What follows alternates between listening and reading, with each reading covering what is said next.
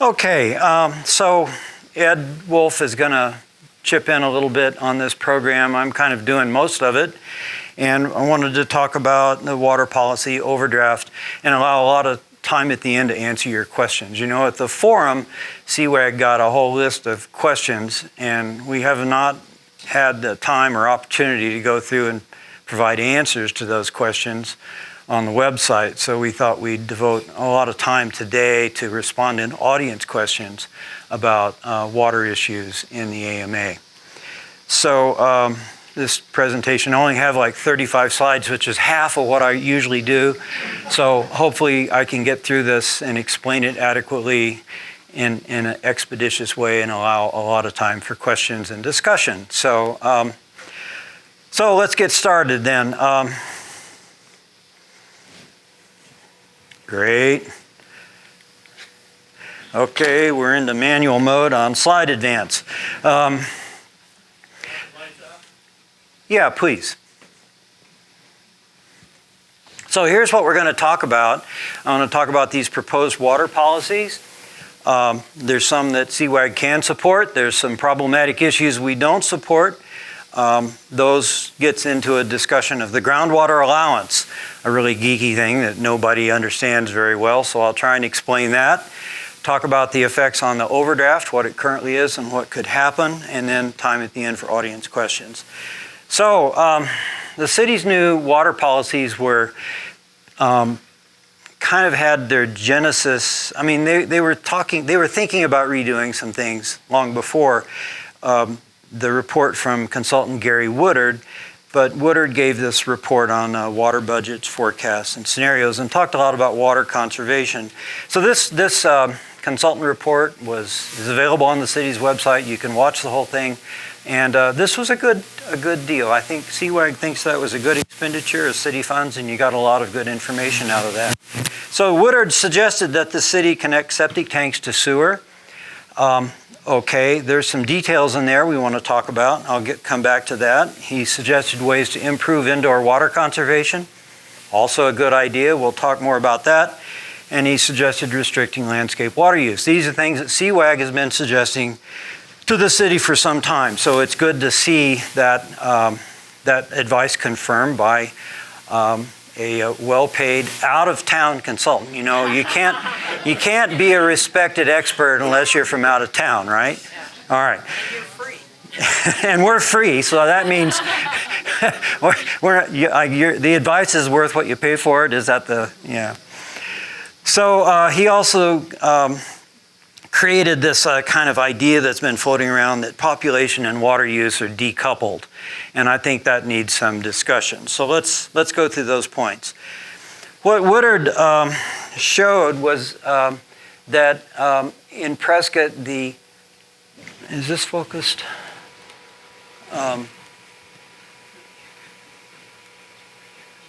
The number of persons per household is dropping from 1990 to 2020, and so it's gone from 2.2 down to 2.09. So there's a minor number of decrease in the number of persons per home, and that does tend to cut water per use. But somehow some people on the council picked up from this that population and water use were decoupled. And we take great exception to that. That's just a conceptual error.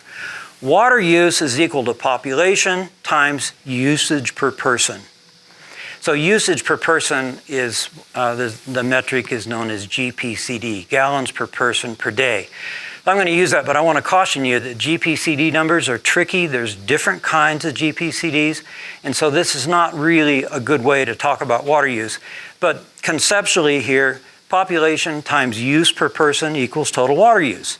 So therefore, higher population gets you higher water use if you don't change GPCD. With the same population, if you cut water use per person, you're going to cut overall water use. So, but both population and usage per person can change over time. So conservation in the city of Prescott has reduced the system GPCD from 154 in 2003 down to 118 in 2018. Now the GPCD I'm talking about there is the total potable water use delivered through the city system divided by the population. So this is very good. This is a drop, and this is attributable to the city's water conservation programs, which have worked. They've made good progress. They can go much lower than that, though. There's other cities in Arizona, like I think Payson's at 80, Clarkdale is in that range. There's room to move here. You're not done yet, is Cwag's message. The city has done very, very well on water conservation to this point. They can do better. They need to continue doing better. One problem we see with this is that the conservation program really isn't a plan. It's not a long-range plan. There's no goal. We'd like to see a statement that says by, for example, 2040, our GPCD should be down to 90, and milestones along the way so that you can check your progress on the way to 2040. And if you're not meeting your intermediate goals, you can change policies to get back on track. That's what Albuquerque does. This is a standard business planning model, and we recommend that the city develop that plan. We've asked them for that several times and kind of gotten a deaf ear on it. So decoupling of water and population growth is a gross oversimplification of the system. So they've proposed a new sewer policy, and so this requires for new building permits, they're requiring a connection to the city water system and the city wastewater system. And any wells that are on those properties have to be abandoned, and there's no new septic systems allowed. These are all fine, good policies. The septic thing policy is has some good parts and it has some really undefined parts. And so the city now realizes that, and I think they've kind of pulled it from immediate consideration. They're going to work on refining it over the next year. That's good. So one of the problems is that there's over 3,000 septic systems existing in the city limits. So by connecting those to the city wastewater treatment system, you can recover all that wastewater from the leach fields and put it into recharge. So the potential wastewater recovery could be 1,000 acre-feet per year, but they're not going to get all of these septic systems connected because there's a lot of problems with doing that. So there could be some yet unknown wastewater recovery adding to the amount of water recharged into the aquifer. That needs to be researched, engineered, and known. One of the most important things in Cwag's view is that connecting the septic systems to the wastewater treatment plant is that it can reduce the nutrients that are flowing into Watson Lake and Willow Lake. So I want to talk some more about that in a second. The problems with this whole thing are, it's not feasible for all properties. They lack the authorities they need to do this because some of these septic tanks are not in the city, they're in the county. And this greatly complicates things. That has to be worked out. These connections are going to be expensive. It doesn't seem reasonable to us that the homeowner has to pay for all that. And so the question then is who pays and how much and how. So there's a lot of problems. Here's a good idea that needs substantial work before it's implemented. So our recommendation is that this policy be further developed, and we support the concept, pending the details. So we urge the city to proceed to develop this policy. By the way, I'm going over all the good stuff first.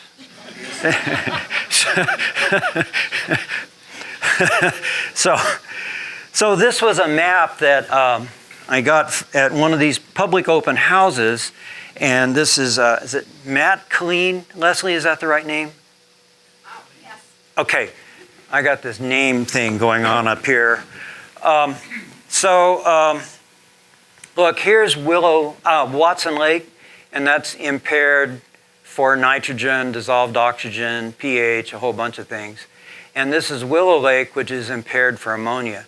So here's Granite Creek, and here's Government Canyon, And this group of like greenish dots are septic systems outside the city. The city is this brown color in Government Canyon, and they're right on the drainage from Government Canyon. So some of these septic tanks, the ones closest to the river, are the most likely to be contributing nutrients to the lakes. And so there needs to be a prioritized system for going after these connections. Some of these tanks are going to be culpable and some much less so.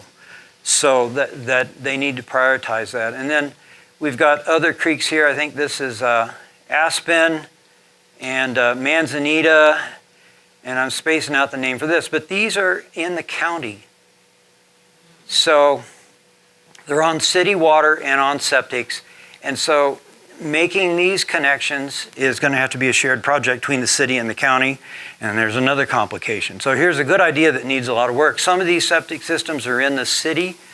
There may well be physical barriers like uphill, solid rock, long distances that make these connections difficult. A lot needs to be worked out. What's that area where they're all self-cut condensed? Where, here? Yeah, where are we there? Well, this is Willow Creek. This is Willow Creek.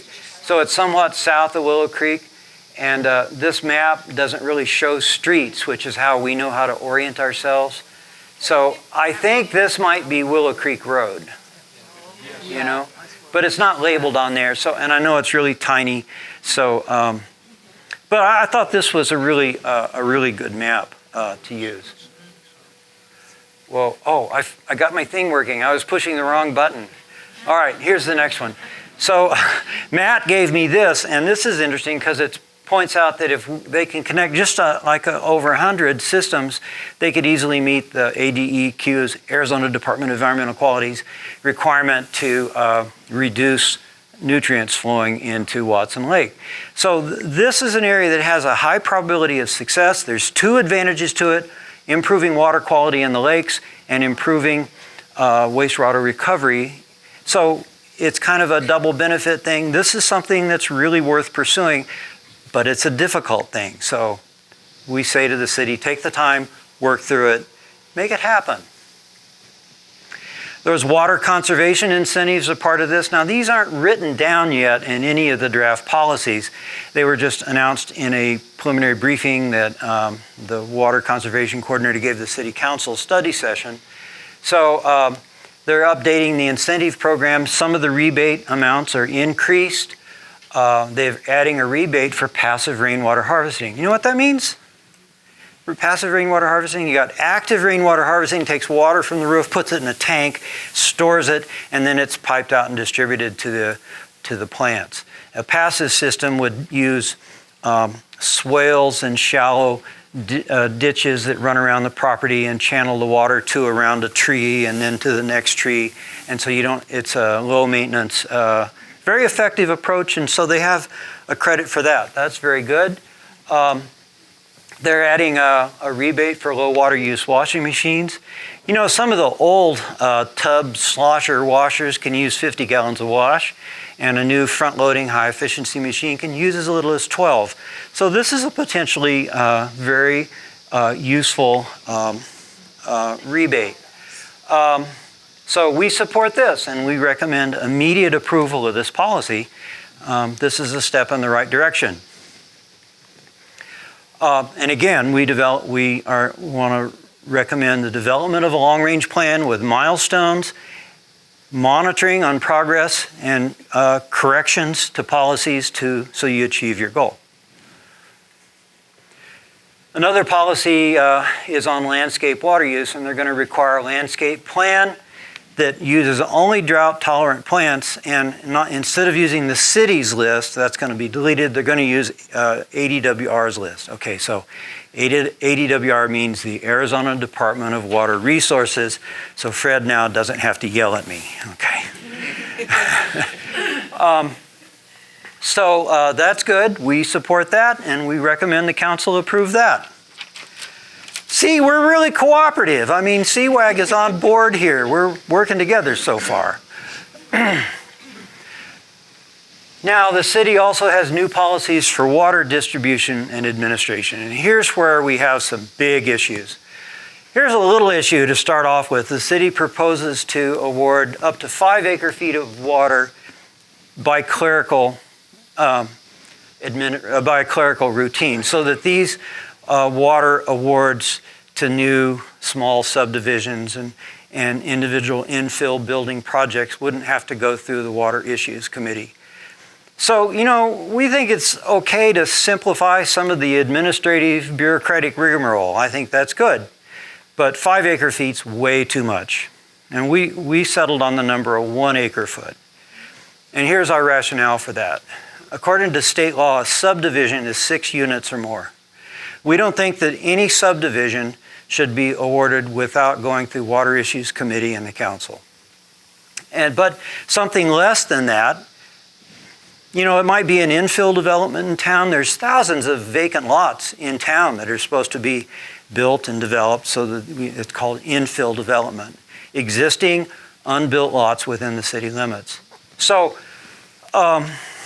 those should probably just be a clerical routine. We don't really see much of an issue with that. So where do we get 1 acre-foot? Well, right now, let's just say if each home is using roughly 2/10 of an acre-feet, 5 homes would be 1 acre-foot. Well, that would mean it's not a subdivision. So that number is tied to the state subdivision rule, okay? So that's our rationale for it. Think about that. Okay. Another consultant, Herb Dishlip, produced this really good report, long-term water management planning, and he did a model that was called a GIS model. That stands for Graphical Information System. And that model is used to analyze and forecast usage. We think this is a good thing. So, what is GIS? Let's go there first. So, let's imagine a map that has every platted property in the city on it. And so you could go to that map if you had access to this database, and citizens don't, it's just for city staff. You could go to that map and you could click on your lot, and a little box would pop up and it would show all your water use history from whenever, and the size of your lot and when you got it, and all kinds of other information. And you can search on that. So you could ask the GIS database to show you a picture of where the lots are that use that have high water use, and it would come up and show you. You could select a whole bunch of lots at once and get a summary report of the total water use of that area. And from that, you can infer how much they're using in the winter, how much they're using in the summer. And this is a tremendously valuable analytical tool that's widely used in government. Yavapai County's parcel database is a GIS database. And it uses the same software this does, ArcGIS version 11. So this is a good thing. It's really about time the city got to it. This will really improve the city's water management.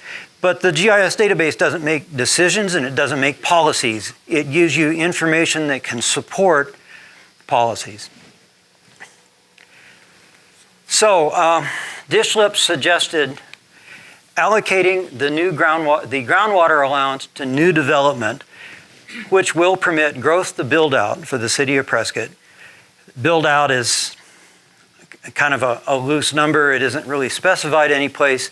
It's thought to be around 85,000, and that would be without importing water from the Big Chino Water Ranch.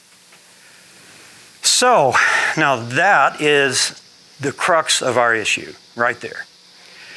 Now you might think, okay, that's a lot of growth, but it means that the city wouldn't need to develop the Big Chino Water Ranch. The Big Chino Water Ranch would be 20% or more of the potential groundwater demand in the Big Chino Valley. So removing that threat to the Upper Verde River would be a good thing. So my first reaction when I saw this was, cool, that takes a big threat off of the table But then I start thinking about this more, and this is a problem.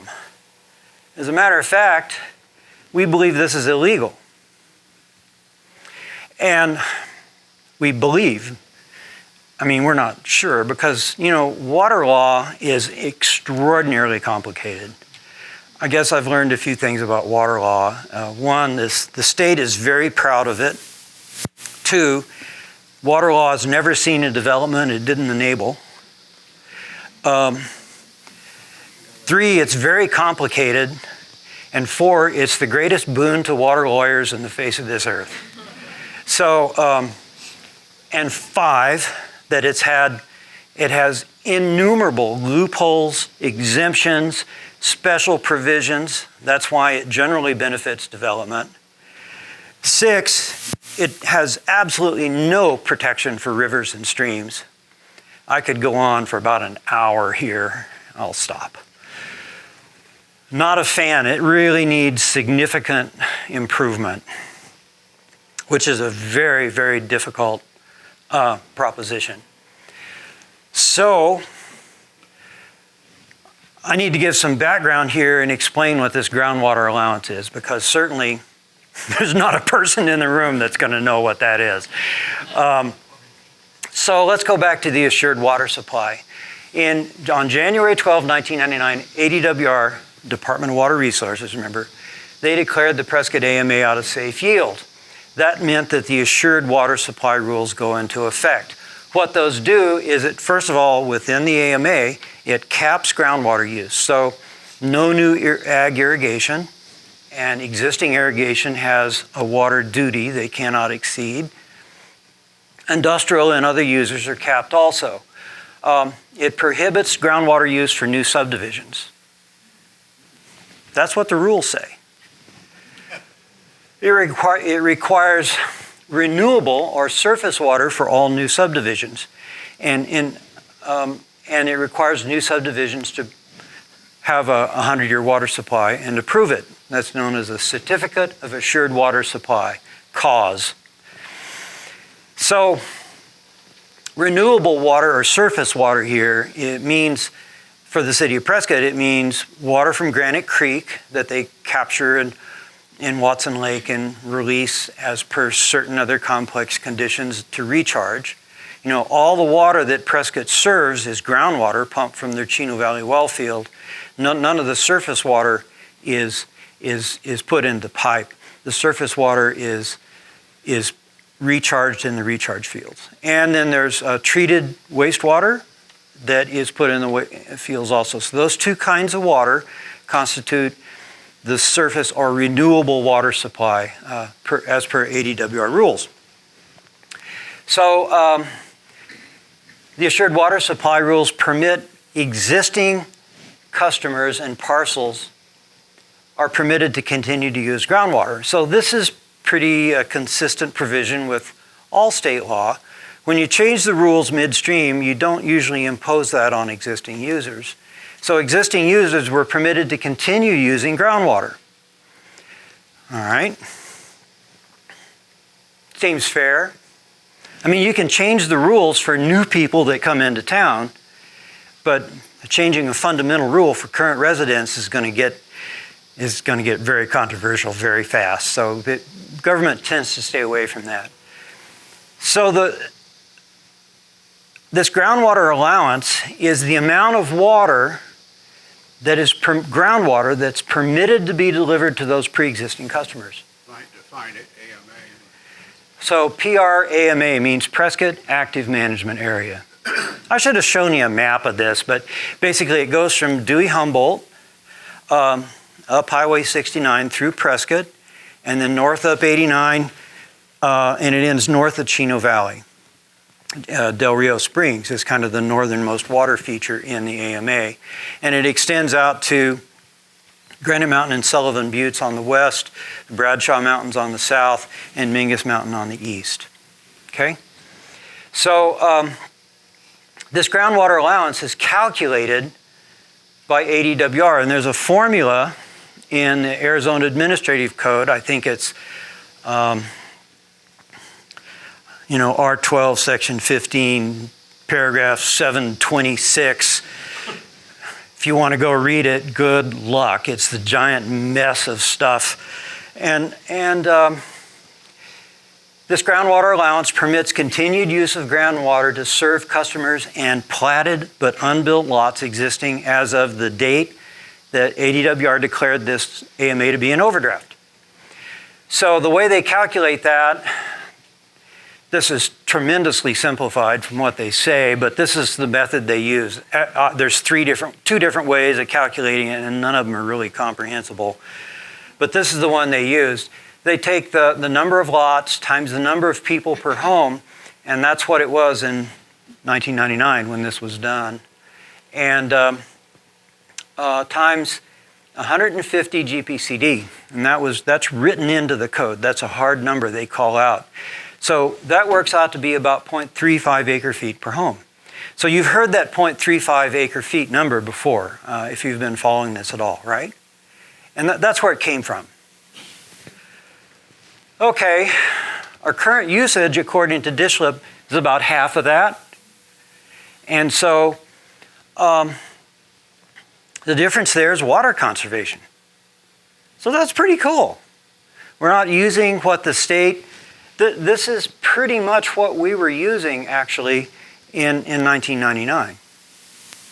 And so water conservation has cut the usage that a considerable amount. That's pretty cool. The city is proud of that. Today, Mayor Mengarelli had an op-ed in the paper, and he was very proud of that. And of course, I had one in there on Wednesday, so we have like the war of the op-eds going on.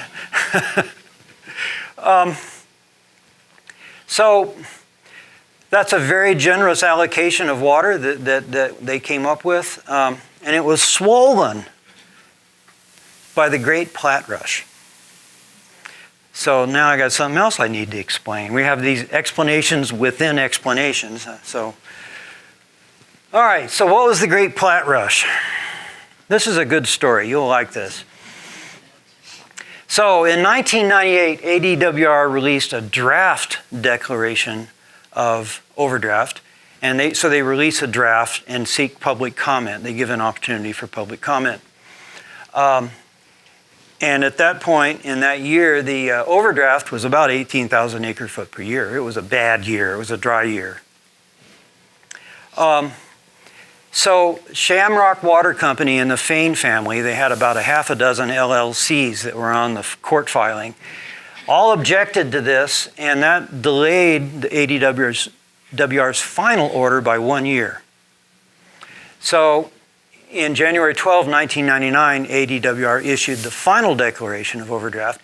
They rejected Prescott Valley's Shamrock's.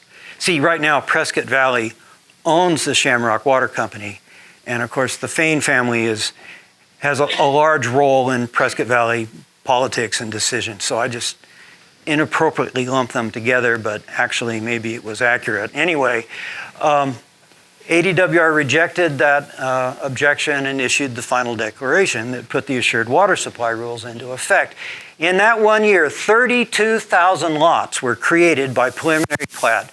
All they had to do was take in a sketch into the county recorder and say, I have this acre and I want to cut this up into this many lots. Not even much detail is required, and the details can be modified later when the plat is finalized. 32,000 preliminary plats were now grandfathered to permit groundwater use for the next 100 years. So why was this allowed to happen? Well, I asked ADWR about it, and they kind of backed up a little bit and stammered and said, well, we didn't have any rules or regulations to address this. Another problem with Arizona water law, there's a lot of omissions. This doubled the number of lots in the AMA. In the entire AMA, my estimate is that there was about 30,000 lots in there, and they added 32,000, it doubled it. It created 10,000 acre-feet per year of additional demand. 10,000. That means that 1 million acre-feet of water was committed for the next 100 years. 10,000 acre-feet per year for 100 years is 1 million acre feet. That is 1/3 of the entire storage water in the entire AMA. 1/3. This was not a trivial error. This event basically has doomed the goal of safe yield for the entire AMA. I mean, it's made it so difficult. Maybe doom is a bad word here for me. I should always say there's hope and everything, but you've made it way harder with this Great Platte rush, right? So, with the assured water supply rules, this 100-year water supply is required. And that would be for subdivisions, which means a parcel that's split into more than 5 smaller parcels. So now developers have to bring their own water, BYOW, right? You got that? Bring their own water. They have to own or purchase water credits, and so they could buy extinction credits, or they could buy wastewater credits on the market, and then they take those credits, use those to apply to ADWR to prove that they have an assured water supply. That's what happens all over the county, and unless you're in Prescott, because Prescott has a much more desirable situation. Prescott has a water portfolio. That water portfolio permits them, they have a bucket of water that they can pass out. And so developers don't have to go to ADWR. They can deal with the city of Prescott. And the city of Prescott can use its local criteria and local goals and local management to have greater control over its own affairs. That's good. Every city wants to have as much control as possible. So, I said that. So, here is the document from the city. The red on there is stuff I've added. The rest is actually from older city water reports. So here's this groundwater allowance, and this is the alternative water. The alternative water is Granite Creek plus treated wastewater recharge, and this is what the state has set aside to authorize continued service of groundwater to customers existing as of 1999. So the total of these is 16,507. So that's the number that we need to keep in mind. This is wet water. I mean, it's real. And this is paper water. It's paper water because, well, it's in the ground, so in the ground it's wet. But pumping that water is not a sustainable process. That's pumping that groundwater is what's creating the safe yield problem. So,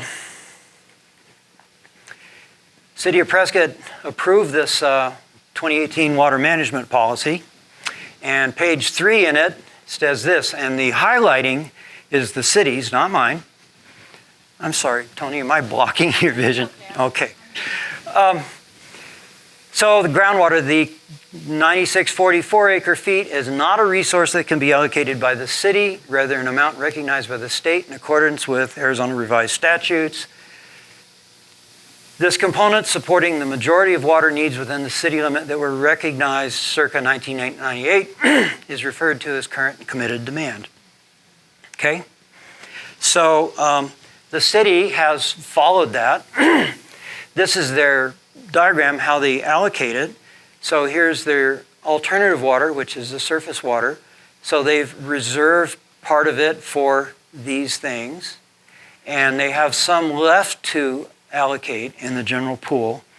The general pool is down to a couple hundred acre feet, and so the city's been worried about that for a while and looking for ways to address that. This box, groundwater, is the amount set per statute. This is a diagram from the city of Prescott, and that's pre-1998 plants and the current committed demand. So, the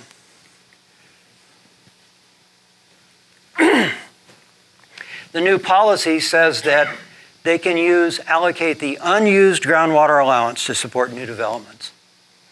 And that would gain them about 9,500 acre feet of water to be redistributed. A lot of water. Why is there so much there? because water conservation has reduced the water use from the groundwater allowance by roughly half. So this then implies that conserved water is being used to support new development. So how many of you in here have asked Cwag or me about that question? Is the water I conserve being used for new development? I mean, how many have? Well, a few, and there's a lot that have asked that. That's a common question, and people don't like that idea. You know, basically that's a disincentive to conserve. That's a problem. This is necessary to enable the city's proposal to serve water to areas outside the city limits without annexation. So this is a foundation for the rest of these policies.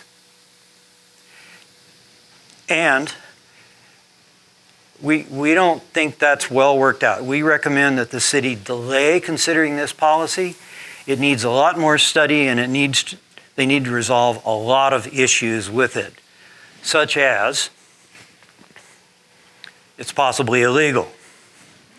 Cwag's view is that allocating the groundwater allowance to new subdivision violates the intent of the Groundwater Management Act, the major state law that regulates groundwater use throughout the state. We're concerned that it's not authorized by the Assured Water Supply rules. I mean, I go in and read the rules. I can't find anything that says you can do this. That doesn't mean that you can't, because water law is really complex. And so that's our belief at this point. We also believe it's inconsistent with the management plan for the Prescott AMA. I mean, the goal there is safe yield, and this is going to really ratchet up the overdraft. So Cwag is seeking legal advice on this. We're in conversation with some respected water lawyers and with ADWR to find out what's going on. We need to get the facts on this. So at this point, that's probably one of our main concerns, and this is the foundation upon which all these other water policies are built. So this is the thing to focus on. So problem number two, this whole policy is really incomplete. There was no statement of needs. Why are we doing this? What problem are we trying to solve with this? There was no legal rationale. I did a public records request for the city asking for any legal documents and communications between ADWR and the city on this topic, and they're not responding very quick, and actually the city attorney tells me they don't have those documents. So they haven't really done their homework on this really important point. This needs to get delayed. There's no impact analysis. By impacts, I mean, what does this do to safe yield? What does this do to the quality of life in the city? What does this do to the transportation system? This is the foundational thing that supports doubling the city's growth. So, you know, I work a lot with Prescott National Forest on forest management issues through my role with the Sierra Club. So, federal agencies are required to adhere to the National Environmental Policy Act, which many people feel is really an obstruction and a pain in the neck. But I want to tell you that it has an organized procedure wherein when a public agency, a federal agency, wants to do something, they have to say what the problem is. They have to give their rationale for fixing this. They have to say what they want to achieve with the change. They have to ask the public what ideas they have, what other things they should study and investigate, called scoping. And they take that information and they develop a draft document, and they seek more comment on their idea, and then they issue a final document, and they can proceed. And so my experience working with the forest on this, first of all, we're working with them together. And we learn a lot about the forest needs, and the forest learns a lot about the public's needs on their public lands. We've made some big changes in what the Forest Service has proposed to do with this program. And so I'm in frequent communication with the forest leadership, several times a month. I'm talking to the forest supervisor. They ask us for things, and we tell them things. We don't always get what we want, don't get me wrong. But it makes a difference. And I think that kind of policy approach is a good pattern that the city could follow to better improve its interactions with citizens. So we're not really happy with the public involvement process. There's been inadequate public involvement in policy development. Now, they present these policies at a council study session. And this is actually, the study sessions are for the council. They're not so much for the public. Public can make comment. You have 3 minutes to comment on all the stuff I've been talking about. And then there's no response. They never respond to you. So that's just inadequate. So when we commented to the city, Cwag's comments, they did respond to those comments, and they scheduled 4 public information sessions on these, and they've been lightly attended. There's one more, and we want to suggest that you attend it, and that you send your comments to the city. I mean, look at this, study this, make your own decisions. You can consider what the city wants to do. You can consider Cwag's recommendations, and then chime in. This is your city. The city has been responding to citizen comments, and these responses are very disappointing. They're poor quality, they're dismissive, they do not answer, and I think that shows a pretty bad attitude towards public involvement in city decisions. And if you want examples of what I mean by that, you can ask afterwards and I'll show you some of the responses they've done. There's kind of a rush to pass this. I mean, we got them to delay a vote, I don't know, when it was scheduled for early September, I guess, and they delayed it 6 weeks or so. But this is an issue for the future of the city, the next 6-7 decades. And so what's the rush? There's a new council seated November 19. Shouldn't that have a role? The new council be the one to decide this? So Cwag is asking for a delay here. So the other problem with this allocating the groundwater allowance is overdraft. And this basically explodes the overdraft. So I want to ask Ed to come up and talk about the overdraft.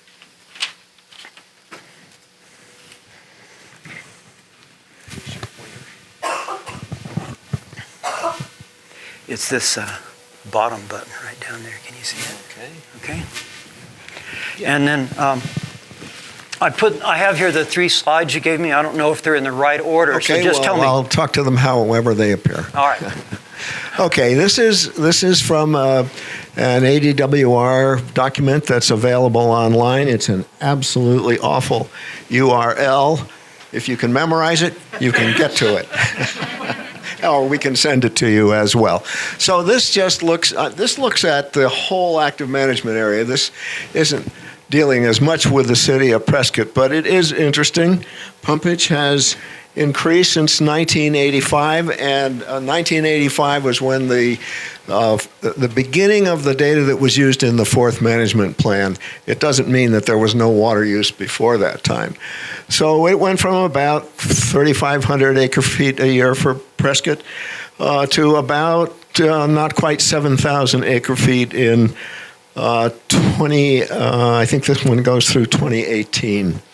And then here's the annual pumpage in the whole active management area. In terms of overdraft, we're really concerned with the whole active management area. I haven't made any effort at all to try to figure out what Prescott's role is in the overdraft. There's a really interesting thing here, and both of these things declined in about 2008. They reflect a decreased population that accompanied the financial crisis that developed back in about 2008. And actually, things haven't come back a whole lot in terms of water use since that time. I'm sure the population has grown, but the water use has not.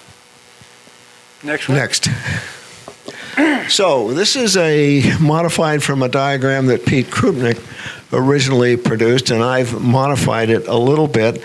The data in this diagram comes for the period through 2012 came from from the AMA Fourth Management Plan, which that data is all published, so 2012 is right here. But fairly recently, we discovered a ADWR website right here where we get data that so far through 2016. And one of the things that the Department of Water Resources calculates for every year is the overdraft. And the overdraft is essentially the departure from safe yield, the depletion of groundwater in the active management area. So Prescott uses recently has pumped about 7,000 acre feet per year recently. The overdraft here as of 2016 is a little over 300,000 acre feet for the whole AMA. Just remember that Prescott's using about 7,000 acre feet per year. This is out of the ballpark, and this represents potentially as much as 10% of the total amount of groundwater stored within the Prescott Active Management Area aquifer system. And I should emphasize that that amount of groundwater can never be completely recovered. If you could drill a well every few tens of yards or meters apart, wells going to the bottom of the aquifer, you could probably get most of the water out of the aquifer. But you're never going to be able to drill enough wells all deep enough to exhaust the aquifer. I don't know what percentage of the groundwater in the aquifer is reasonable to achieve. It's a question I don't know the answer to. So by 2015, and this is based on ADWR data, measured data, we're down to about 310,000 acre feet of overdraft, reduction of the amount of water in the aquifer. Next slide, please. Yeah, and you should remind them that this is only since 1985. This is since 1985. It's not since the early development of Prescott and the other parts of the AMA. So this is just since 1995. Thank you for suggesting that. Okay, I just simply took that diagram and I said if we take the average overdraft, the overdraft begins here. This is 1995 right here. And the blue things represent times when the aquifer actually gained some water. It hasn't been a loss every year. So you see these little blue lines up here. Those represent years in which there was an excess. We actually gained ground in the aquifer. There were 7 of those years between 1985 and 1995. There have been only 2 since 1995. What happened? I don't know. You tell me. Anybody think climate change could be a possibility? Hands? Yes. Oh, good. You don't have the Arizona message, I think. Okay, so and these blue, the orange-colored lines in here are overdraft, and the blue lines represent increase in groundwater storage, just 2 times since 1985. So I just projected the average decrease in here is about 13,000 acre feet per year of overcharge, and I simply extended that line down to 2025, and we're at about 430,000 acre feet of overdraft if nothing changes by 2025. I'm not going to go into any more detail about that. We'll go into more detail about it at the next meeting, second Saturday in October. But I think this gives you a really important perspective. One estimate says that the total amount of groundwater in storage by ADWR is 3 million acre feet. Another estimate that ADWR cites gives a somewhat larger number than that. So we're not anywhere near the bottom, but boy, we're heading there pretty fast, and we need to take it seriously.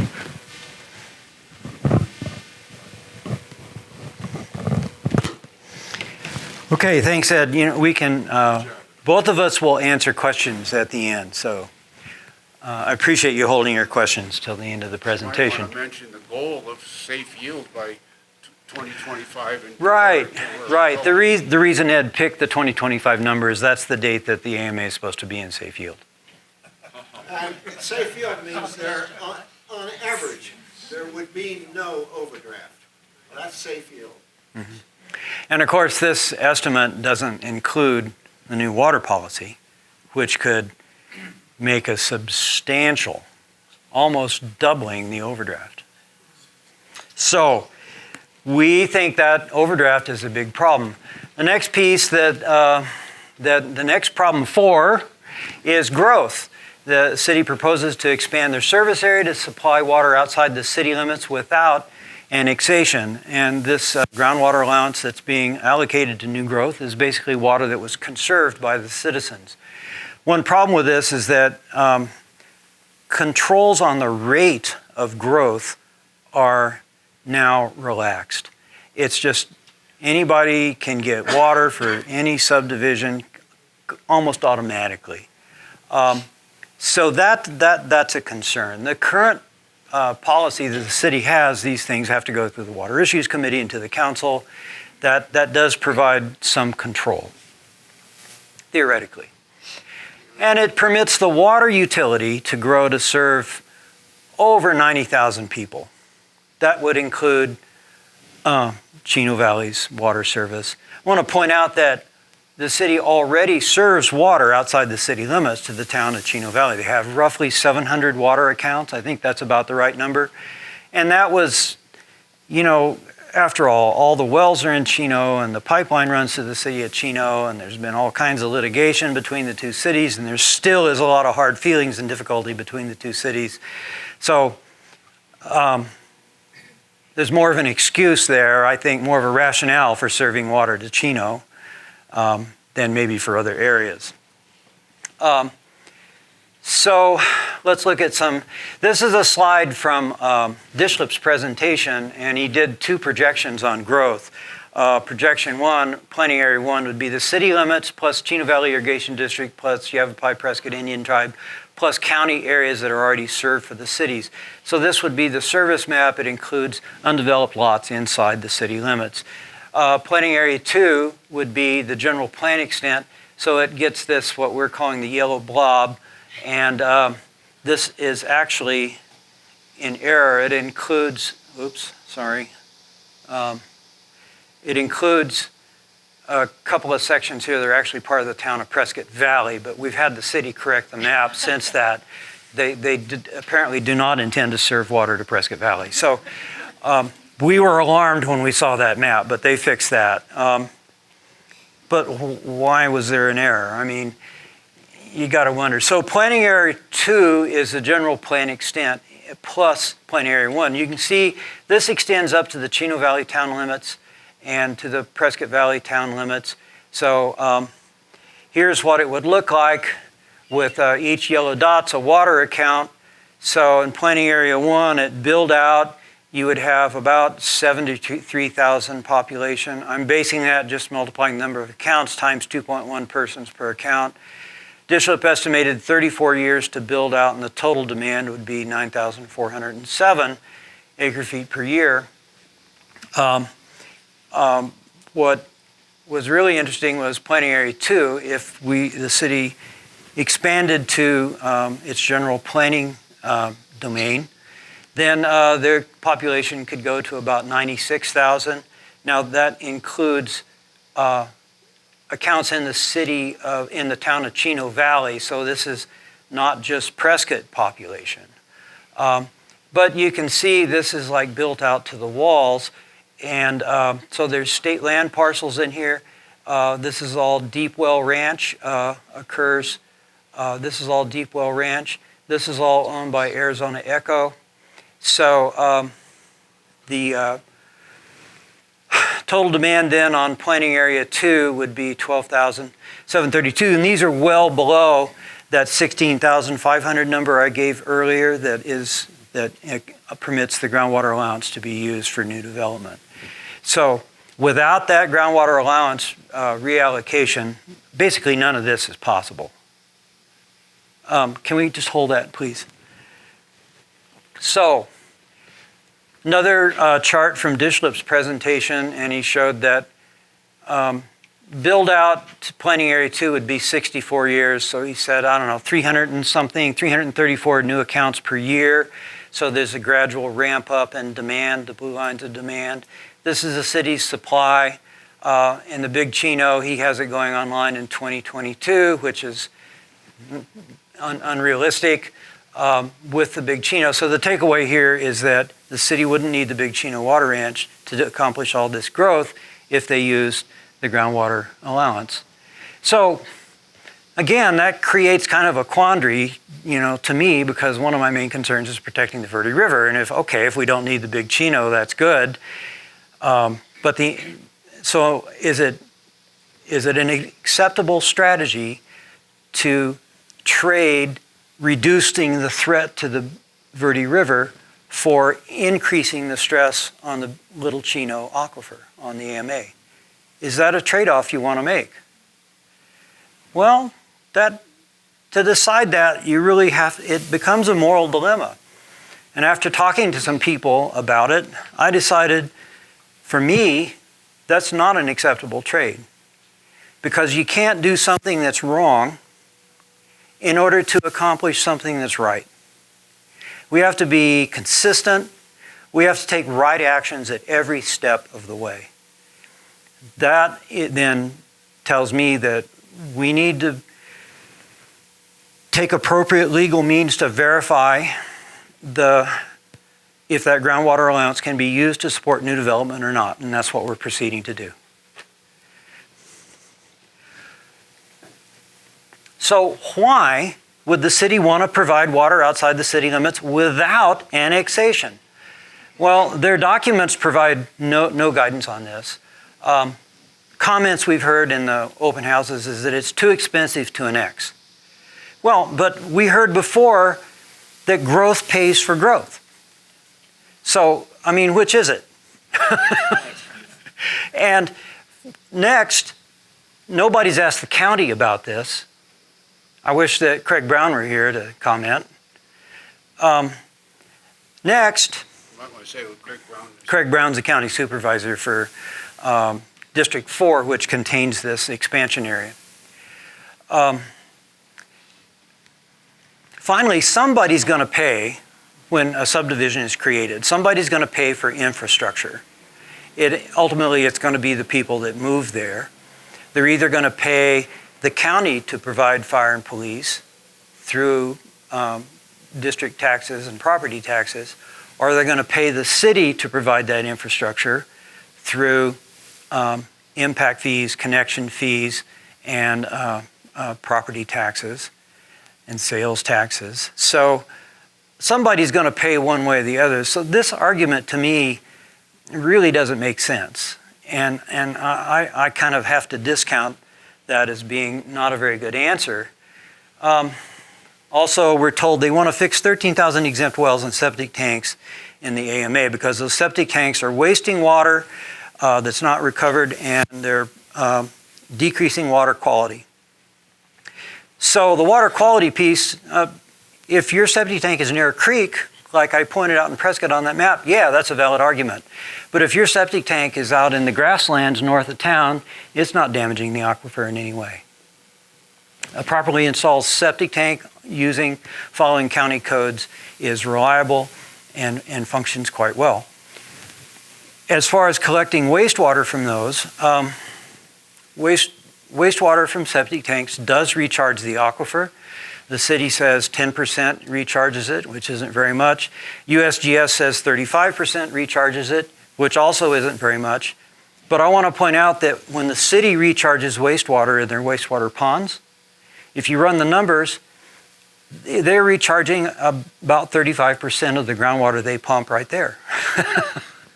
Because they don't collect all the water they pump. They only collect about 60%. And then of that collected piece, some is sent out to golf courses and sand and gravel plants for direct reuse. And so there's not a lot of difference is what I'm saying. And how would they go out and collect wastewater from all those septic tanks? Those septic tanks are spread all over northern Yavapai County. There's in large lot housing situations, there's no way to run pipes to connect large lot disseminated things. You can't do that economically. So this one doesn't seem to ring very useful to me either. Improve water quality, I already talked about that. It's hundreds of feet from the leach line down to the aquifer, and as that water travels down, biological and physical processes in the clays and gravels in the aquifer remove contaminants. They want to help the neighbors achieve safe yield. Well, what's not to like about that? That's a great idea. You know, that's what we've been asking all along is regional cooperation. It just comes up all of a sudden here, and I'm surprised, and that makes me suspicious because it's just come out of nowhere. So something else is going on here. There's another reason for this, and it's not being given to us by the city. And the lesson here is if you're not transparent with the public, you erode the public trust in government, and that is a huge problem for democracy, for city government, and for citizens. And so we need to know why. We need a policy that says, what are the needs, etc. So what else could be going on? All right, so this is a map that Joe Trudeau, the conservation chairman for Save the Dells, gave me. And he mapped all this. And it's a complicated map. I know it's hard to see, so let me just walk you through it a little bit. This is U.S. Forest Service land surrounding here, this dark green. These parcels, the dark gray, are state land. State land is destined for development. It's meant to be sold at auction to benefit education and meant to be developed. So let's just call this developable land. This is Highway 89. Here's the airport. This cream colored here is Deep Well Ranch, and this blue outline is the Deep Well annexation that went through a couple years ago. So the Deep Well Ranch, when they did this annexation, they said that they were going to put the northern part of the ranch in a foundation and to maintain it for cattle use and didn't intend to develop it. Prescott allocated 950 acre feet of water for the blue area from its alternative water fund. And then phase 3 of Deep Well Ranch was 900 acre feet from the Big Chino if it ever happened. And so that's this side. Note that the Deep Well Ranch extends on both sides of Highway 89, and this is the Chino Valley town boundary. It's this little blue line right here is the Chino Valley town boundary. It goes all along here, way on out here, up and around. So on both sides of Granite Creek. Here's Granite Creek. The red areas, this is AED's proposed, the last version that we have any information on, south annexation. So this is the great part of the Granite Dells. So this is what they were proposing to develop. And then the north annexation was this area up kind of east of the airport. So these orange color parcels are AED's ownership of land. So you see they own 1, 2, 3, 4, 5, 6 plus sections up in the city of Chino Valley. And there's 1, 2, 3, 4 sections here north of the airport. Within the black line is Prescott's planning area is what we called it, planning area, right? So you see where I'm getting at? I think this is the last slide. So what else is going on? Well, by serving water here, you're certainly meeting the needs of some large landowners and developers. So it's pretty clear when you look at the map. This orange border is Prescott Valley, so the town of Prescott. So this is Jasper, that big development that's going on, just 3,300 homes just south of 89A, and it borders on the city of Prescott here. So did I explain all that? We can put this back up later if you have questions. So what you can do about all this, learn about it, consider Cwag's position, make your own opinion, attend the public meetings, learn the city's position, submit comments. This is part of responsible citizenship. Cwag has, I think, moved the city to allow for additional public comment on this, so please take advantage of it. We've got a handout over here at the table that shows you exactly how you can do that. And so now that I've told you about this, if the city doesn't receive a bunch of comments, they're going to conclude that nobody cares. So it's on you now. Okay? So Ed and I are open for questions. And I'll put this back up. And so for questions, I've got a...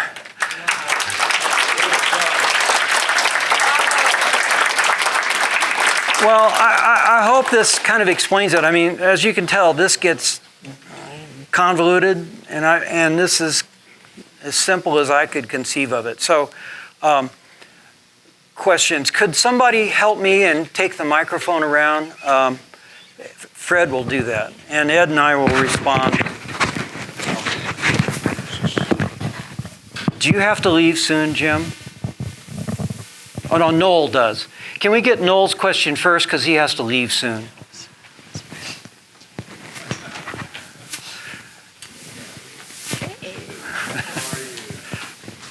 Did we get those lap dogs? Okay, Noel, what do we got? What do you got for us? So has any thought been maybe from a legal standpoint, because we're talking about the legality of the Groundwater Management Act versus what the city wants to do with the water portfolio that they have. Have you thought about asking the Attorney General, the state of Arizona, for a opinion about this? Because I can submit that, and they have to answer it, but it has to be written up. It has to be written up in legalese, in the sense of, you know, what it is specifically that you think the city would be doing wrong, and then you would get an opinion from the Attorney General's office. Right. We haven't considered that yet. What we have done is we requested ADWR for an opinion, and we've talked with our attorneys. We have not received ADWR's opinion, and when we get that, we'll take the next steps. That might be one. That's a good suggestion. Thank you. If we need to do that, I'll chat with you. So this is all this legal stuff is in a very preliminary state. I really don't want to comment on it. I just want to say that I just want you to recognize that we're a little bit conservative about interpreting state water law because it's so complicated and basically crazy. So we want to get it right. Cwag is about science and about getting things right. So I have a comment for you. Being the current chair of water issues, number one, I don't support the new proposals on the policies. I've said that publicly before. I couch it a little differently. If it isn't broke, don't fix it. What we've been doing currently in the city is poised. Prescott is one of the best water managed communities in the state of Arizona. agreed? Thank you. So my concern is that we're changing a policy that has dealt very well on behalf of the citizens. That's my reason for not supporting policy changes at this point in time. What we have is working. Why throw that under the bus? So I'm not taking shots at anybody on this. I'm not taking shots at anybody that's proposed this. What I'm saying is I don't particularly support it the way it's been proposed. Thank you, Jim. Well, And- Cwag's not taking shots at anybody either. I mean, if you'll notice, I didn't say that so-and-so is behind this nefarious scheme. This is business. This is policy. You know, we're trying to be analytical. Kathy. And I'd just like to make a comment that we have two candidates in a runoff election. The ballots are going to go out October 9th, and they're due, it's all mail-in again, and they're due November 5th. And for me, as the member-elect city council person, I would just like to say the two main issues are Save the Dells and the new water policy, and we need to know where our two candidates stand on those two very critical issues. And I know that Mr. Shishka would have been here, but doesn't he have the Equifest? So you're here to collect information for him. Thank you. So I just want to thank you for all the work you've done, and I tell you, I've taken copious notes. I will pass them on. He's starting to talk about the fact that the exact same thing that you're talking about. Identify yourself, too. Oh, Kathy Mind- Sishka. I'm Steve's wife. I'm sorry. I forget. People don't know me. He's starting to talk privately to me about the fact that we need to push this forward. We need to take more time. We need to talk. I know he talked to some of the city people and Leslie Hoy, and I think it was Mr. Zambrano about possibly setting up a meeting with him and some of the city, and so that he can get a better hold on what you're doing. So he's not pushing this through by any stretch of the imagination. He also sits on the Water Policy Committee, so maybe he looks at it with a little broader view and tries to be open-minded and gather all the facts. So that's all I can tell you right now, because I can't totally speak for him. Okay, but Thank so he can watch the video of this in a few days. There'll be an announcement on Cwag's website when that is up. Yeah, and I'd like to make the comment that I think it would be prudent, like Mr. Beverly suggested, that maybe we pass this in phases, that the easy stuff, the conservation part, the plant menu, we could do it in phases, and then the more stickier issues as far as groundwater allocation. And my main concern is, like you said in the end of the presentation, is that new expansion zone and running water outside the city limits to just a handful of landowners.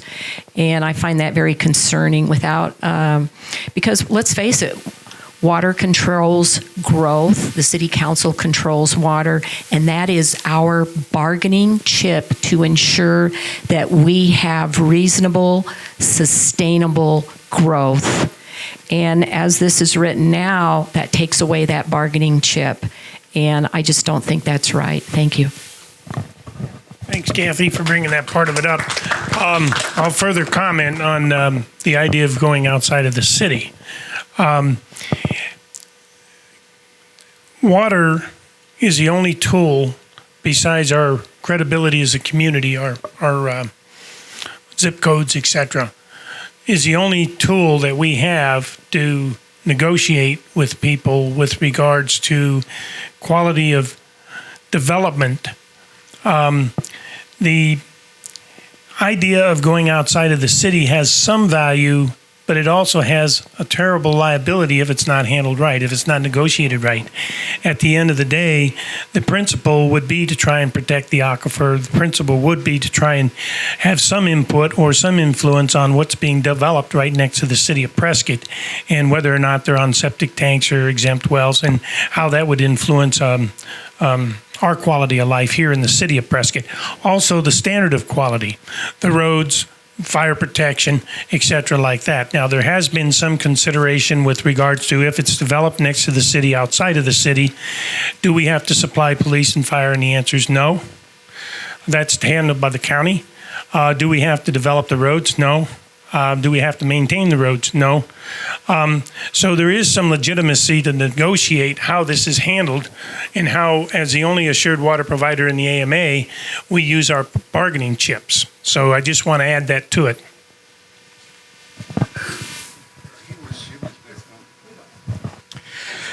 This mainly is for you, Gary. I'm trying to make sense of some of these numbers here with respect to the groundwater allowance. Oh boy.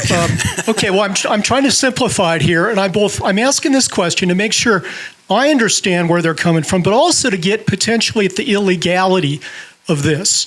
Okay, so The potential illegality. potential. We're not Right, sure of that. Right. Okay, so correct me if I'm wrong, but the number I believe the city of Prescott has in mind for this groundwater allowance is somewhere around 9,000 or maybe 9.4 K of acre feet per year. 9,400. Okay. Yeah. Okay. All right. I'm imagining that the origin of that is the difference between the 0.35 acre feet per home back in like 1998 or 1999. No, there's no difference. No, wait a minute.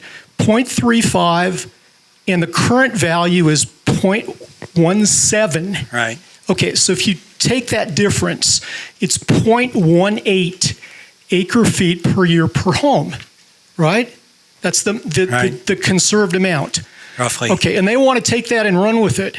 Okay, so what I'm imagining, and help me here, in the whole Prescott Active Management region, you mentioned that in the Great Plat Rush, there was something like 32,000 lots created. In the AMA. In the AMA. That's more than the city of Prescott. Yeah, that's what I'm getting to. Okay, and this roughly doubled the number of lots. In the AMA. In the AMA.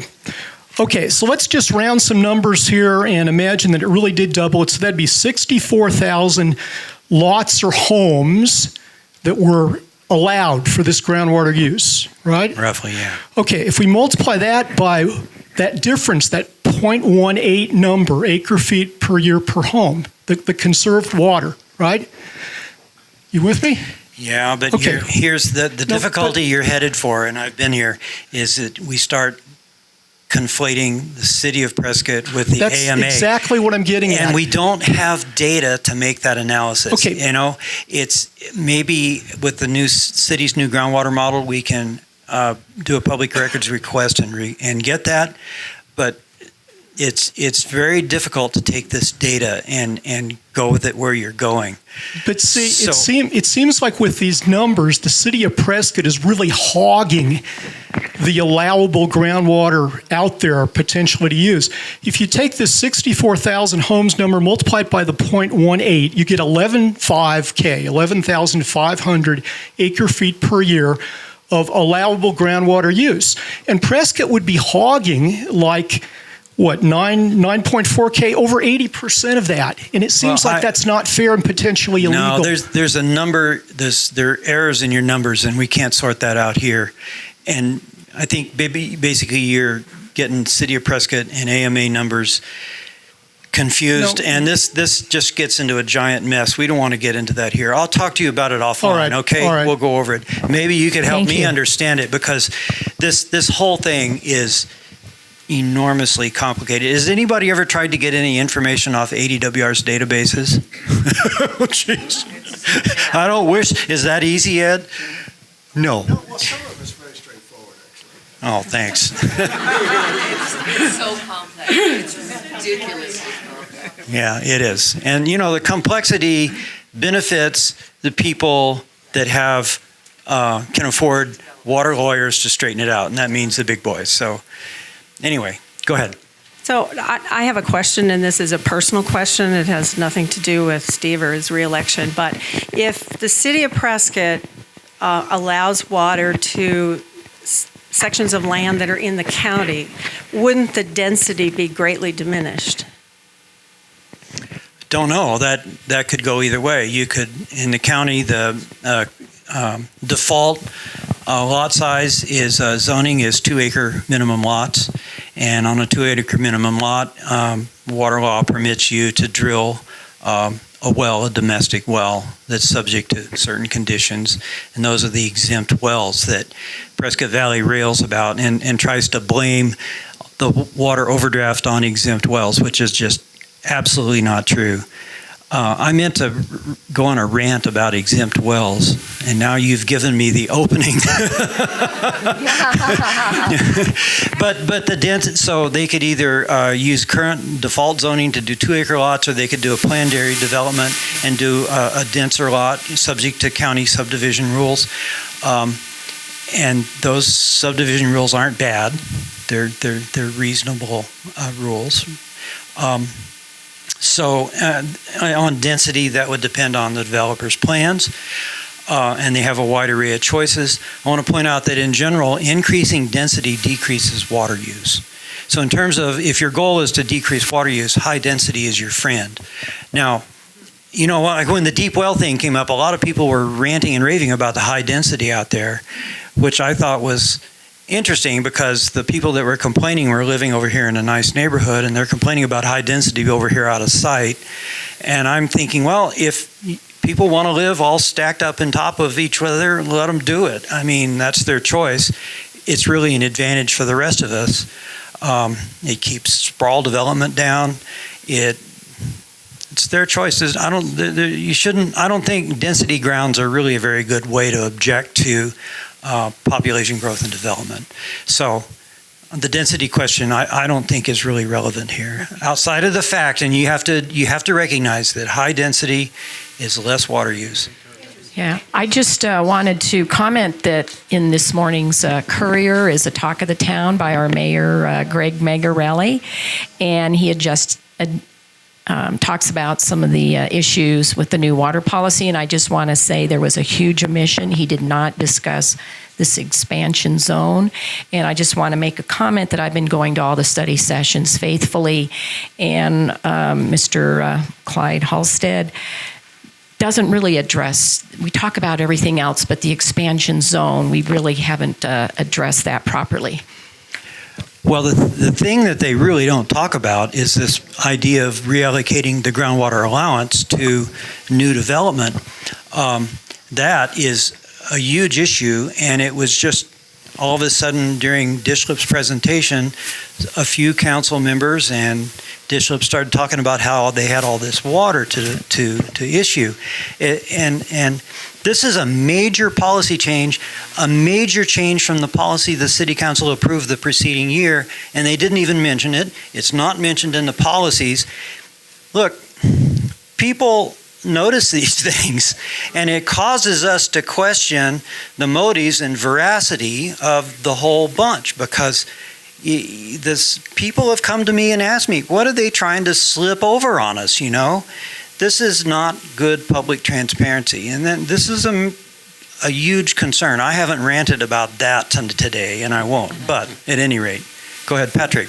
So, in the newspaper this morning, as Kathy pointed out, and I do have a question in here, but give me a second. He says, with all these facts in mind as a baseline, we discussed policies and procedures to continue this trajectory and best protect our water moving forward. As Kathy pointed out, that was it. There was no other rationale. We're moving forward. The question is, he omits any discussion of overdraft and safe yield. Correct. So he basically boils down to these numbers. Of the 16,000 acre feet of water allocated to us by ADWR, the city used only 6,733 acre feet from all sources last year. Boom, that's his baseline. So the question is, what's with those numbers? How do you explain that? Does that, in fact, prove his point? Does it ignore a number of the statements that you've made today? Well, that just confirms what I just said. They start talking about having 16,500-ish to allocate without recognizing that they have decided to act, in our view, not in compliance with state water law, and not even mention that, and not even provide a legal rationale for doing that, and that's a problem. So that's where his number comes from. He's combined the groundwater allowance with their alternative water supply. That's where the 16.5 comes from. Okay, I just have two questions that are probably just general information that I don't know. One is, while building, where does the water come from? for the development itself, if you're out of You mean for outside- construction water? Yeah. Because that, for those sizes of development, I would expect would be a lot of water, including just keeping dust down. So I don't know where that water actually comes from. And then the second In question. Prescott Valley, the developer arranges a contract with the city to supply a certain amount of construction water. In the city of Prescott, I think that their water allocation is set before they begin What about development. the county? Who Same thing provides that? in the county, they have to have a certificate of assured water supply before they can proceed with construction. Okay. So if they have to drill wells for 2-acre parcels, then while they're building on those 2-acre parcels, which district is providing the water? Because the county does wells, right? If it's in the county, if it's in a planned area development of any size, the builder could provide a community water system and supply those lots with water and probably wastewater collection also. That would be the county's preferred way of dealing with this. Sometimes developers will take a parcel of land and subdivide it and sell it as a dry lot subdivision. The state water law. Part is what I'm thinking about. Well, these would be unannexed, but they can sell 2-acre lots in the county without water and without wells as a dry lot subdivision. State law does not require an assured water supply for those conditions. Okay. Another, I think, weakness in state water law. Right. And then the second question I have is, when it comes Use to the the microphone. building, Use the when it mic- comes to the building, the inspection of our water supply, of our water, the sewer lines, the water lines, we're seeing a lot of things break right now, and I've talked to some of the folks that are in my neighborhood when they're out there fixing it, and what they've told me is that there is very, very, very little inspection at the process of building. And so that means that the water use that we anticipate may be much higher as things break. Well, construction water is going to be a small piece of the thing. The water issues happen over a long period of time through occupancy. And I think, I have some builder friends in the city of Prescott. They would really disagree with you that there's inadequate inspections. I think the city of Prescott does a pretty good job managing its municipal water supply system, and they do a pretty good job on inspections. I know the county also has inspections for those things, so they do enforce their codes. You were talking about the trade-off that created a quandary. The moral trade-off. Right, between pursuing the illegality of a allocation issue, and if so, would that trigger the AMA and Prescott to go after the Big Chino Pipeline project and therefore threatening the river? Is that about the summary of it? That's as far as I went with it. There's more, and I suspect you're getting ready to mention it. Well, I think what my question is, if that took place, if that in fact happened, isn't there at least one other backstop that would prevent the pipeline project from being fulfilled? Vis-a-vis, for example, SRP lawsuit being reenacted, resurfaced, if not, and other factors.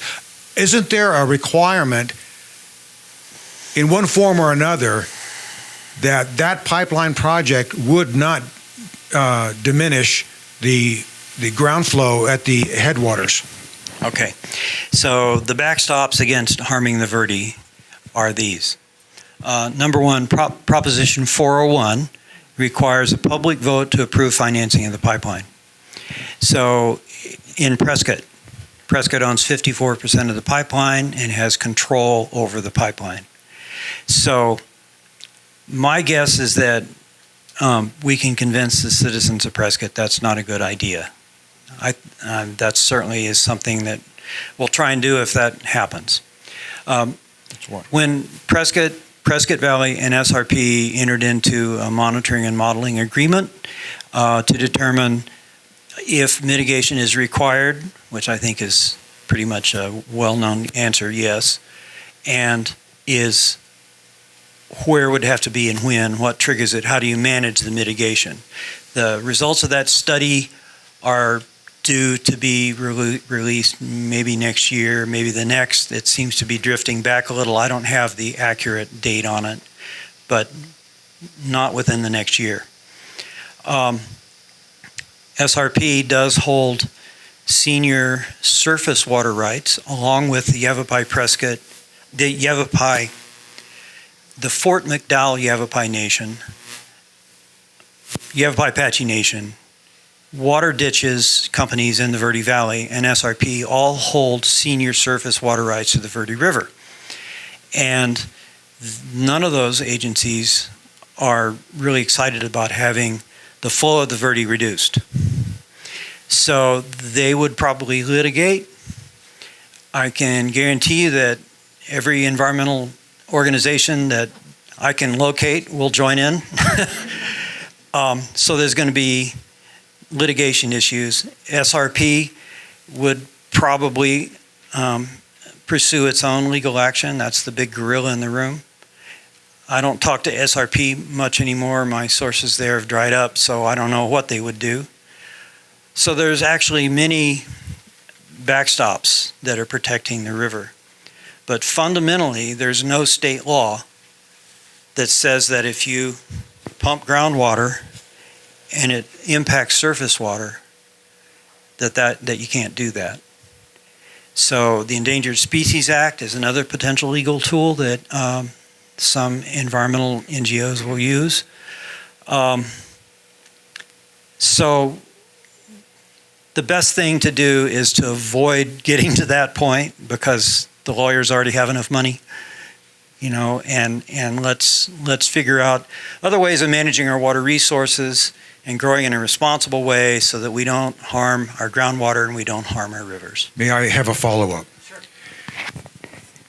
Is it your belief, and the city people can jump in on this if they want to, that the city is moving ahead in this direction because in the back of their mind, they think that the pipeline is their parachute? They have used the word that this is our insurance policy. The city manager commented that it won't be developed on the schedule we had talked about before. Other city council members have said it's like our insurance policy. So they have backed away from immediate pursuit of this project. Okay, well, it seems to me that the attitude they're taking toward the development is with that in mind, and that affects the decision-making that's going on now. So the other piece of my moral dilemma is that suppose this thing does grow to build out in 64 years with 90,000 people on the city water system, and then we have continued drought, they could still go to the Big Chino Water Ranch. And now under those conditions, people may be more likely to approve it in a Prop 401 vote. So just the fact that that now they believe that they can grow to build out without the Big Chino Water Ranch is absolutely no guarantee that won't be the case in the future. We will, bad ideas are like zombies. Have you noticed this? They just never go away. They keep coming back at you. And we're going to be working on protecting the Verde River and this aquifer for decades. Can I summarize are you saying that what their plan is to create enough voters that need the water and vote yes on 401? I don't know if that's a plan, but it's a potential scenario. Okay, yes. Because if you took the vote now and the question was, do you want to pay more taxes to support more development? The answer would be no. But if you put the gun at everybody's head because now the people are already there and need the water, the answer might be. You can't predict the future, can you? Yes, you can.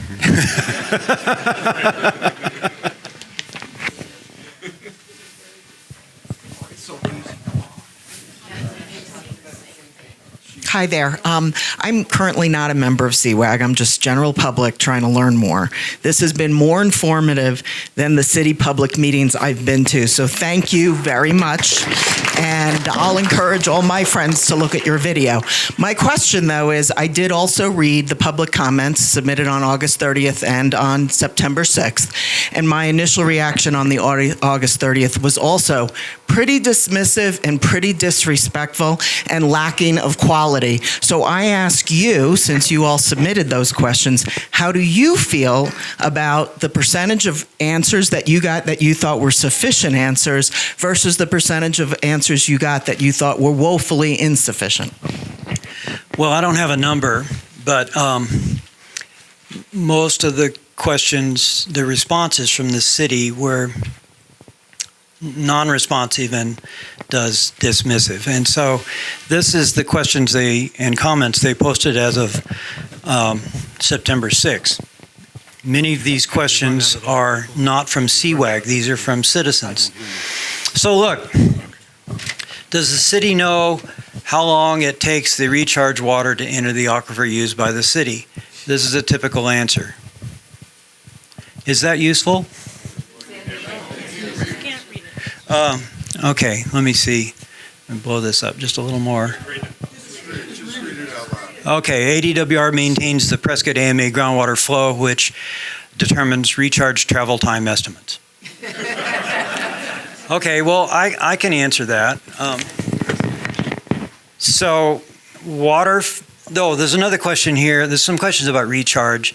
What percent of recharge actually enters the aquifer? Does the city factually know if the recharge replenishes the aquifer? So let's get all those and talk about how this recharge works.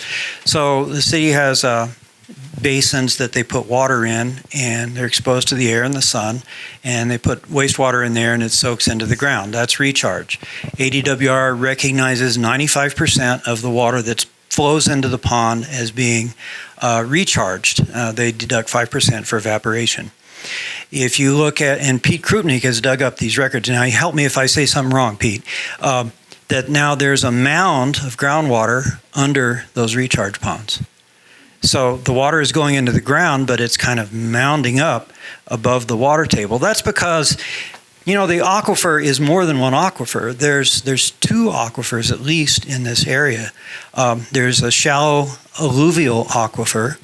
There's an aquitard, which is fine clays and gravels that reduce the flow of groundwater through it. They do not block it. All of the aquifers are connected. And then the lower aquifer is a volcanic aquifer. It's basalts and stuff that have high porosity, and that's the aquifer that produces the really big flowing wells. That's where most of the water is.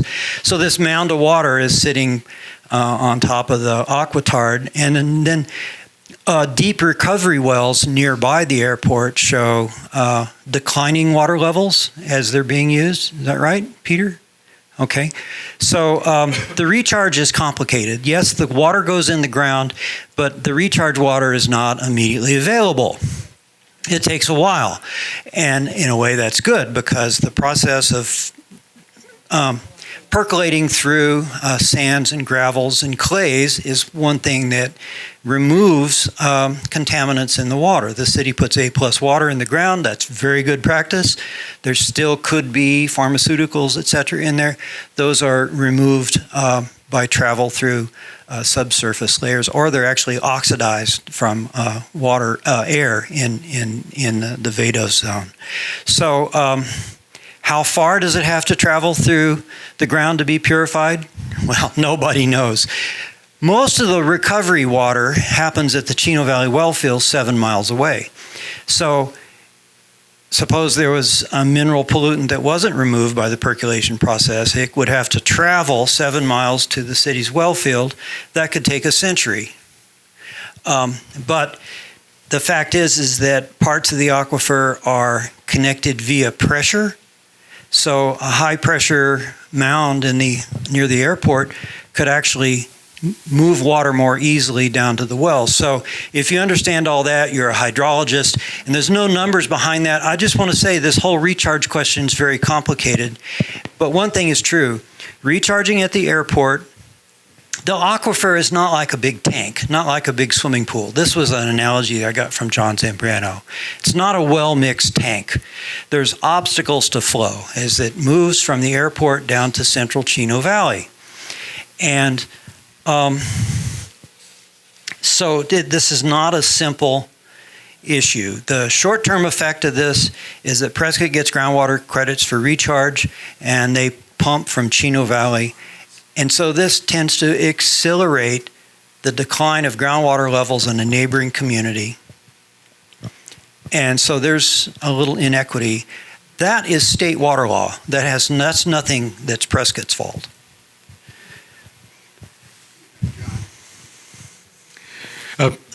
Gary mentioned that this new policy, proposed policy to allow the use of the groundwater allowance for new subdivisions was not clearly described and evaluated. I want to emphasize that point a bit by describing the conversation I had with the city attorney, Clyde Halstead, at one of the open house meetings that went at the Armory. I was able to buttonhole him, and I brought with me a copy of the decision and order of 1999 that describes how, if you have since the declaration was made on January 12th, 1999, new subdivisions require renewable water. I said that it refers to water providers and new subdivisions requiring that. And he didn't seem to interpret it the same way. He said it didn't apply to the city of Prescott, which didn't make any sense to me, but I really couldn't, in that kind of a meeting, get him to describe it any further. I also showed him a copy of the regulations that talked about zero groundwater is allowed for new subdivisions.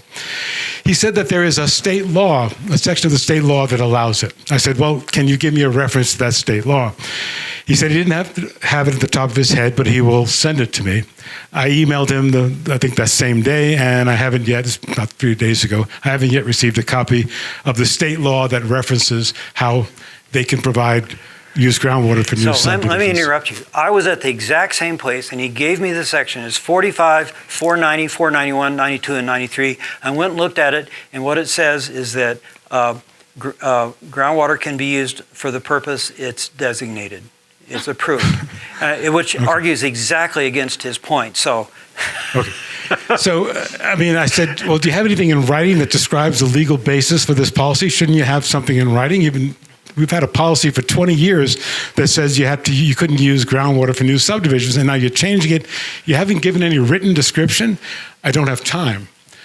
I said, did you get this cleared with ADWR? And you have anything in writing from them? Well, we had a phone call.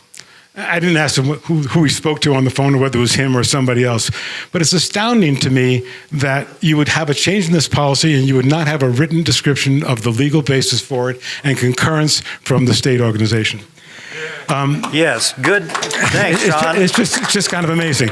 I said, you have council people here. Could they explain the legal basis for it? He said, well, I wouldn't expect them to explain the legal basis. They wouldn't know about a change in tax policy. I was kind of amazed at that, and I think the council people should have some understanding of what the legal basis is. So a little bit later, I got a chance to talk with Steve Shishka and his wife, and I said, Steve, can you explain the legal basis for this? And he really couldn't. I said, well, Clyde over here said that he didn't have time to do a write-up. And he said, well, he'll ask Clyde. Clyde has the time, and he'll ask Clyde to do a write-up of the legal basis for it. I told Steve that I would check back with him in a month to see whether he's gotten anything from Clyde.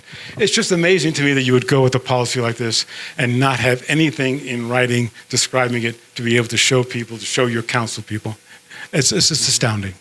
Yeah, so the idea that they talk to somebody at ADWR, let me just describe to you how this goes. First of all, there's a lot of new employees at ADWR. They've recently been funded to restore staffing levels that existed before the budget crisis in 2008.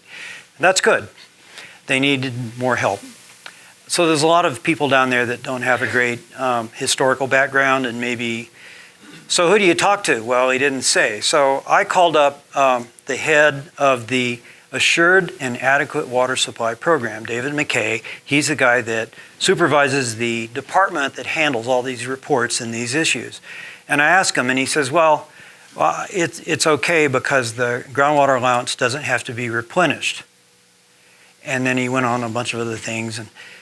But you see, that isn't the answer to my question.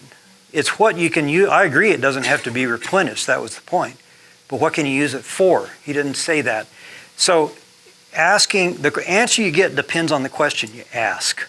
And you need a written opinion. And that's why we've asked the director of ADWR, Tom Bushotsky, for a written opinion. It's been a month. And the last time John asked him for a written opinion on a safe yield question, it took about 2 months to get a reply. And so I think this is another really important reason that this policy needs to be put on the table until these issues are resolved. Good comment for you guys to make, please. Next. Gary, let me put you on the spot. And you can defer to Ed, if you will, like. So, why do you think, after city officials look at the facts, I mean, the information on the overdraft is not fake news. It's real science. Why do you think so many city officials are still delusional about the overdraft? They think we have water coming out of springs, apparently everywhere. We have, such a great water supply here in Prescott. Yeah. And why do you think why do they do that? Well, why do you think they don't think about the impact in Chino Valley?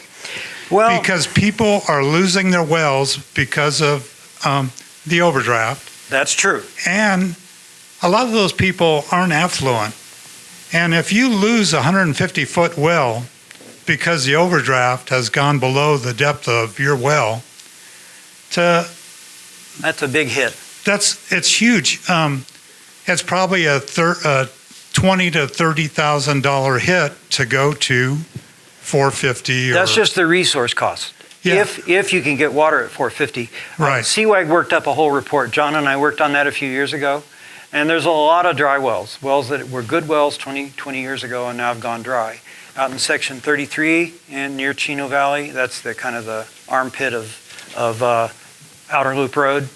And on Williamson Valley Road near, oh man, I'm spacing out the street name again, Brattle Path. And on West Chino, there's wells that are going dry. There's all kinds of people that are hauling water. And those areas are the first to be affected by a general decrease in the water table. But why do city officials pursue the course of development, more pumping? Well, I think part of it's just the human condition. You tend to see things that confirm your preferences. This is what scientists are trained not to do. Scientists are trained to look at the evidence and evaluate the evidence and to attempt at least to separate their preconceived notions and opinions and hopes and dreams from what the facts tell you. But so part of it is that I think city officials aren't, and many public officials and many citizens aren't trained in how to do that. And so when you want something, you want that growth and development, you don't see the contraindications to it. I don't think you necessarily have to ascribe bad intent, It's wishful thinking is another thanks, Laura. That's it, yeah. And that carries a lot of weight. I just want to make one additional comment. And some of the city candidates who ran in this last election took huge money from developers. And we should all be cognizant of that as well. I mean, they took thousands, and in some cases, thousands and thousands of dollars from developers. And, yes, and they stated that at the forum. So, yeah. Okay. All right, we're at 12. I'll take one more question, and then any additional ones you can hang around after for a few minutes. And we'll talk. I think one of the points, the connections here is something you just mentioned is they got into office from developers, but we've been pursuing this false, outdated growth, growth pays for growth development, which is actually, according to HUD, government HUD, smart growth towns, urban 3, et cetera, that is a falsehood because it's a growth Ponzi scheme. And right now, Brian, the supervisor of sewers, said we pay $20 million just in sewer repairs a year. That doesn't start affecting the water mains and other infrastructure, road costs, et cetera. There's a reason that the $190 million that we raised for open space and roads got all turned over to misappropriated to other things, and only $20 million spent on open space. So they are trying to get all this development in. They took away the impact fees. Now they incrementally put a raised impact fee. I think it's $316, something ridiculously low like that. And they're claiming, at least Shiska, both told me personally, that the impact fees will cover this long-term infrastructure repair cost, which it doesn't. I mean, it's not even a fraction of a percentage. It's more like 1/100th of 1% that it covers.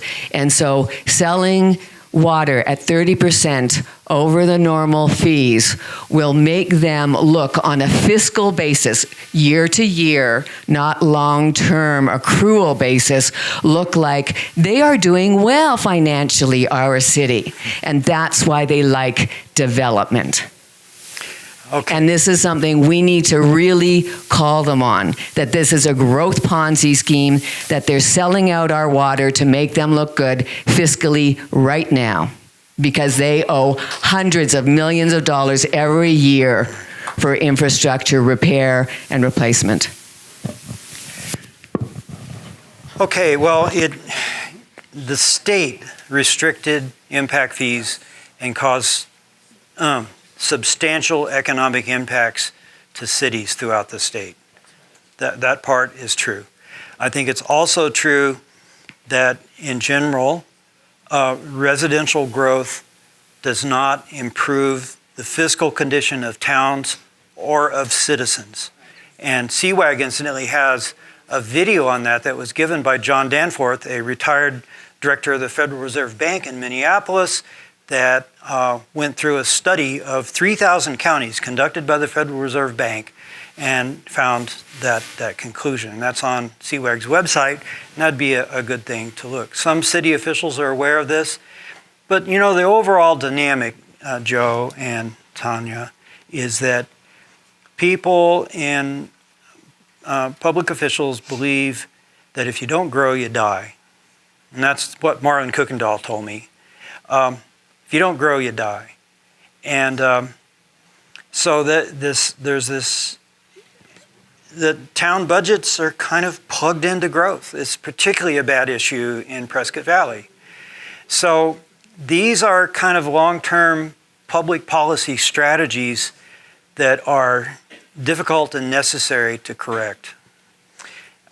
Those are kind of not on Cwag's plate directly. I mean, they're kind of related, but we don't get off into that level of thing. I appreciate your statement, but that's out of our ballpark.